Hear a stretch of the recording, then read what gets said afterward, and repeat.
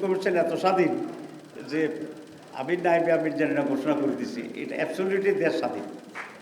2 নম্বর হচ্ছে জামাত ইসলামের নির্বাচনে 3টা নো এর সমন্বয়, 3টা নো। একটা হচ্ছে no candidate, no panel, no campaign. আমাদের এখানে কেউ ক্যান্ডিডেট হতে পারে না, সকলেই ক্যান্ডিডেট, সকলেই ভোটার। সুতরাং যারা এলিজিবল ভোটার তারা যে কোনো লোককে ভোট দিতে পারে, নিজেকে দিতে পারে না। এই ভিত্তিতে যিনি সবচেয়ে হাইস্ট পান উনি আমি নির্বাচিত হন।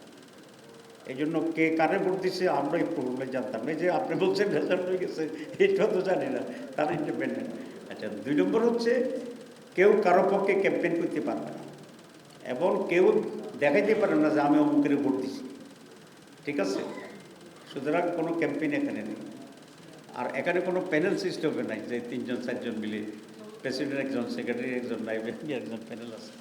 This is the unique electoral system in the whole world. কোথাও এইরকম ফেয়ার, নিরবিচ্ছিন্ন, পিওর নির্বাচনী পদ্ধতি নাই। কারণ আমাদের একটা বেসিক পয়েন্ট আছে, ক্ষমতার প্রতি লোভ, এটা এখানে জায়েজ নেই। কেউ যদি ডাইরেক্টলি ইনডাইরেক্টলি প্রমাণিত হয় যে উনি আমির হতে চান, উনি সেক্রেটারি হতে চান, তাহলে he will be declare unfit for this. এরকম ঘটনা আমাদের দলে আছে। সুতরাং কেউ এটা প্রকাশ করতে পারে না যে আমার একটা ভোট দাও। তো দিলে যদি প্রকাশিত হয়, he will be expelled from the party.